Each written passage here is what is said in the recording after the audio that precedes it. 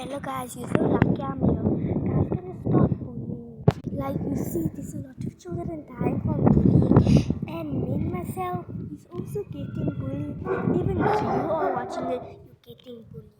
You're like, you're so grateful, and me for your parents because if you don't have parents, it's fine, just like your own. But I'm talking about these ones have parents. He's fighting for them. They are fighting for you. I wanna fight for them. I don't wanna let you get in danger. They think, oh, just petty nonsense. They are fighting for you. You get that parents. They are fighting for you. They say like you think they're not trusting, but they trusting in you. Know how much your parents like you so much. Even God like you. I just don't give up. Your parents is for you.